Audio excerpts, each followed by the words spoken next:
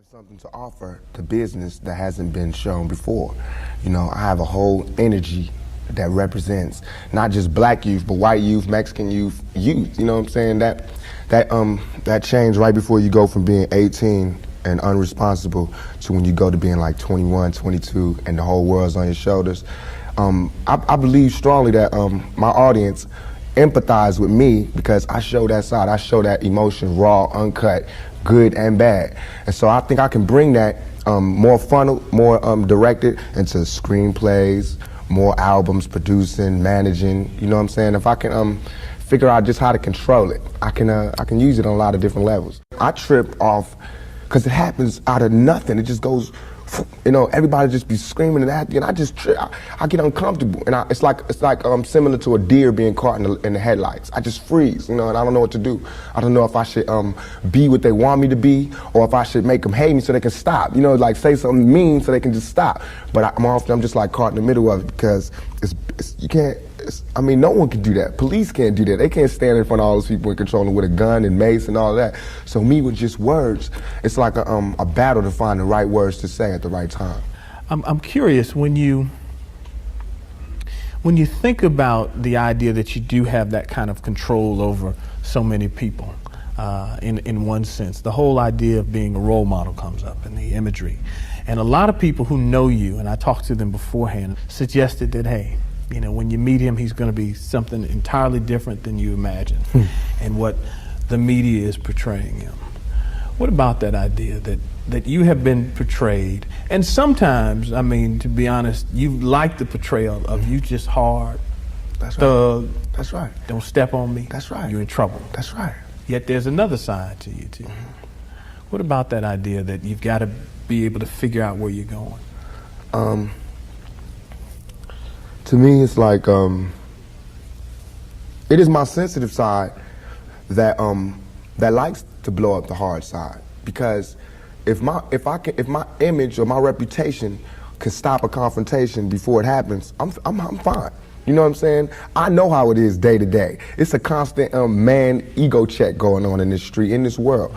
So part of that is just like, you know, that's my resume. But as far as the media, they look at it as something different. They don't care about my resume. They don't care about me not getting in trouble. It's just another story, you know, and it's a real story. They don't have to pay for it, and they're going to milk it for all it's worth. As far as people, they want me, when they first see me, to humble myself. They want me to be like this and da-da-da, just because they're scared of me. But I don't feel like that's my job, to humble myself, to show you that I'm not a threat. I'm not a threat, unless you're a threat to me. You know what I'm saying? So when people say, when you meet Pac, he's different than he is, because when somebody one-on-one, anybody one-on-one, I believe, honestly, that I can talk. I believe that I have the ability to reason, I have logic, I have compassion, I have understanding. If we talk, there's no problems. You know what I'm saying? But that's not what happens. People use what they heard in the media, and that's how they come at me. And then, you know, we got to clash. One of the things that you read in the media is that you're angry, that you personify your generation, that you just got some angry folks out there, and you're one of them. I'll put it to you. Are you angry? Are you angry with what you see society is about? Yeah, I'm extremely angry, confused. You know, a lot of the times that I sat up in court, I couldn't defend myself. You know what I'm saying? And it wasn't like the things they were saying about me were beyond my comprehension, or the things that I could say weren't going to help my case. But because it's like being exiled, you know, from society, and that's how I feel. And this whole the anger comes from, I'm tired of waiting for my past to get into society. All I ever wanted to do was make me and everybody around me feel more comfortable about where we were. You know what I'm saying? About the places that we stayed. This is our home base. Let's build it up. Let's be happy about where we come from. You know what I'm saying? Instead of trying to assimilate and get a pass key to where they at. You know what I'm saying? Not to say that everything needs to be separate, but we gotta find pride in ourselves. You know what I'm saying? And once you get the pride, like damn near 2 seconds after the pride comes anger. From being held like that for so long, and to be made to go through those changes, you get mad. You know what I'm saying? I believe as soon as any black man receives his first 3 checks, he starts getting mad. Because it's not about the necessity of having to have a job and having to pay and having to do that. You don't care no more about the smiles and the, you know, yes, massa, because you done got paid. You know what I'm saying? And now it's like you want to save money. You want to help other people. And you see how far it is how far you have to go to help anybody in your neighborhood. It's set up for me when I get paid for me to exit the ghetto. You know what I'm saying? The only reason I've had these problems is because I haven't left yet. And these problems don't come from a white man, it comes from just society, the problems that we have. Let me put this to you. A lot of people tell me Tupac is, for the most part, a nice guy. This old thug thing, hype. Good for record sales. Helps him identify with the young people who are out there and angry, who would maybe label him a sellout like they did Hammer if he didn't have that hard side. What about that? First of all, nobody could call me a sellout. I'm not going for that. I'm not even in that. I'm not looking for approval from the black community because we don't give approval. You know, we don't really do nothing but exist. So it's not like black people could tell me you a sellout or you true blue. You know what I'm saying? It's not that. I'm not even caught up in that. But I can see that, you know what I'm saying, the one thing we do have in common as black people is we share that poverty. So the thug side is more closer to the poverty than me being rich. You know, how can I come to any community center, you know what I'm saying, sporting a Rolex Presidential, all these diamonds, and be like, look, we, you know what I'm saying, gotta. But now when I say we, they know what I mean. I'm not saying like I live in this neighborhood and nothing, but I'm a thug and they thugs. They can relate to it. I don't even have to say that. You know what I'm saying? When I come, I don't have to say I'm real. They already know that. You know what I'm saying? From me being me, from not pushing the thugness, but I know from the business that everybody in this business is always whispering in your ear about what you can't say, what you can't do, what you can't wear in this world and in this world. It's two worlds, a white world and a black world. All I did was stand in the middle, you know what I'm saying, and say I'm living in both worlds. I can go to the streets and survive, and I can go out here and do my business out here. I'm play devil's advocate again. All right. Critics say, yeah, but you're being pimped. You're being pimped by the record executives who will allow you to do your thug life because it portrays a certain black. I mean, you've heard it, that if you were just a singer, you wouldn't have the same record contracts you have. Right. But because you portray the thug life, the gangster rap, they've allowed you to make that money. They've allowed you to push and make you platinum. I beg to differ. You know what I'm saying? I'm getting pimped. That's true. But just like how a woman would be, you know what I'm saying? Anybody to be pimped. You know, it's like, it's not that you get pimped, it's how long you get pimped. You know what I'm saying? Because if you really look at this situation, it is not I who's being pimped. When you look at them white kids with Raiders hats on, it's the white folks getting pimped. You know what I'm saying? Because I'm making their future. I'm writing down their curriculum. Right now, what I write in my album today, when it comes out in 2 months, that's what white kids is doing. So who really is getting pimped? What I'm writing in my raps is what them white kids is gonna be saying to their mamas and daddies when they come home. Who is getting pimped? You know what I'm saying? I'm a high school dropout. You know what I'm saying? As far as my teacher told me when I was in high school, I ain't gonna be, you know what I'm saying? I just gotta, it's going down. You know what I'm saying? It's going down. You know, everybody's getting pimped. Whether you work a 9 to 5 or whether you work for yourself, you're getting pimped by somebody. That's not the crime. The crime is how long you allow yourself to get pimped. You have to come up. Everything is a come up. Everything is a struggle. You start from the bottom, work it to the top. The press and the media make you think that a black man arming himself is illegal or criminal, or that he wants to arm himself to rob a liquor store or something. You know what I'm saying? That is for me to defend myself, and it should always be. It's just about surviving, you know, and we have to be honest about the tools that we use to survive. And why is a black life any more recoupable than a white life? You know what I'm saying? We know that they don't put the same security in the ghetto that they do in the whites in the white neighborhoods. So therefore, for me to be out here saying don't, you know, put your guns down and no violence, that's hypocritical. And if I didn't talk about the violence, everybody would act like the violence wasn't there.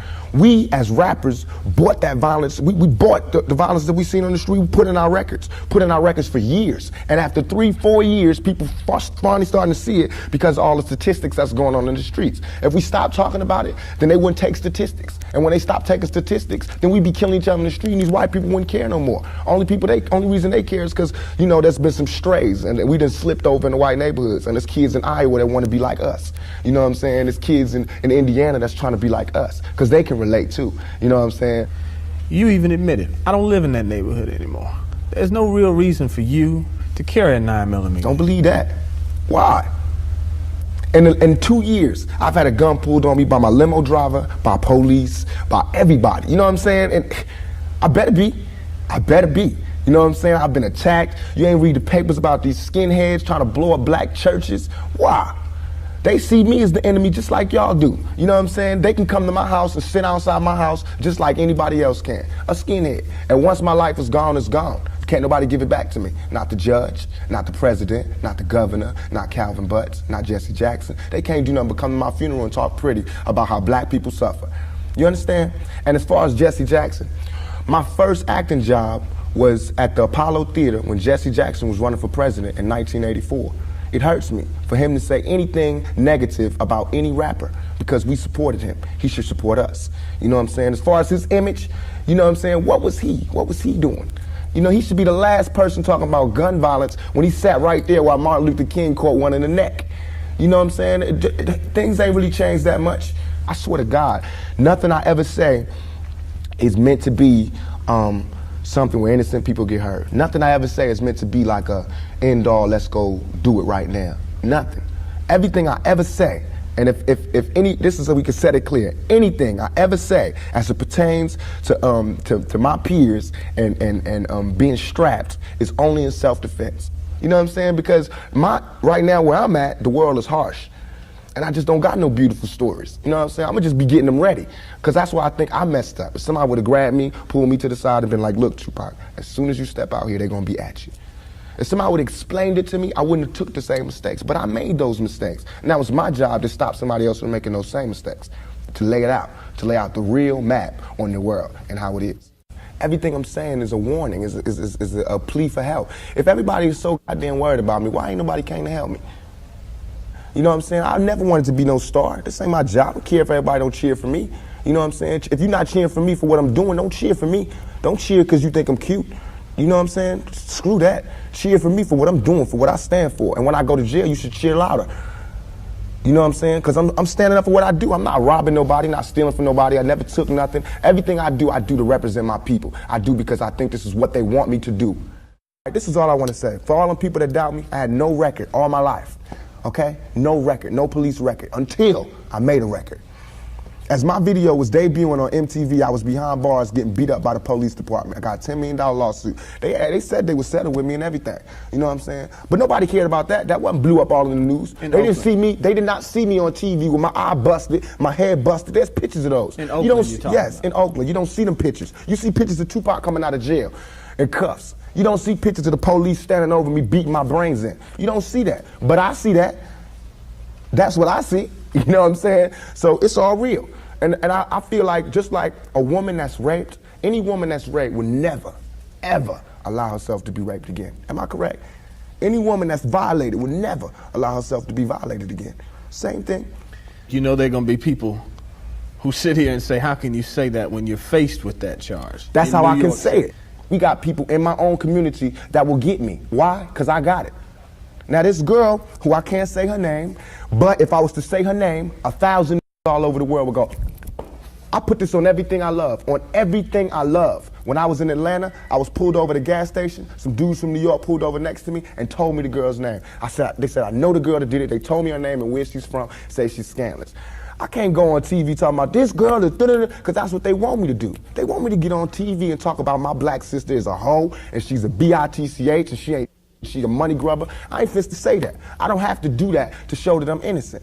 You know what I'm saying? I'm not guilty. People should look me in my eyes. They should look me in my eyes. And anybody that thinks I committed that rape should go get Brenda's Got a Baby and keep your head up and listen to him thoroughly.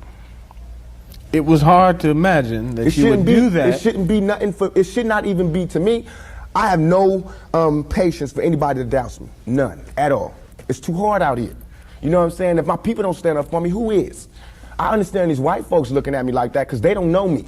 They didn't hear keep your head up. That ain't no fluke. You know, keep your head up ain't no goddamn come up. I didn't do that for to be smiling in my face to say, oh, he's cool. I did that from my heart. So that if they do try to put a rape charge on me, my sisters could say he ain't about that. Now, if my sisters can't say that, you won't hear another keep your head up out my mouth. You understand me? Because it's a struggle on young black males today. What would a Vietnam vet be like without a sergeant, without any backup, without any other soldiers, nobody but a Vietnam vet in Vietnam? When he came home, how would he be? And that's me. I had to go through all that street, war, everything, the same drugs that everybody else get turned out on. You know, where I would have been stopped shorted, I made it past. And here's where I am. But because I made it past, I missed some lessons, you know what I'm saying? And you can see the lessons that I missed when you talk to me. You can see where I haven't had a father when you talk to me. You know what I'm saying? You can see where I spent a lot of my time in the streets when you talk to me. Because the words that I say are not words that come from a mother's mouth or a father's mouth. It's words that comes from a pimp's mouth or a prostitute or a hustler or a drug dealer. You know what I'm saying? But to me, these were my role models. How much of that, though, in terms of growing up without a father, sometimes not being with your mother, do you lament on and look back and say, damn, I missed something big? Everything. I know for a fact that had I had a father, had I had someone, and I hate saying this because white people love hearing black people talk about this, but had I had a father, had I had some of these opportunities, I'd have been able to help my mother more. She wouldn't have went the road she went. I could have been a better son.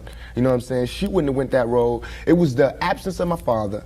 You know what I'm saying? I'm dealing with him being daddy not being there. My mother's dealing with him being my man not being there.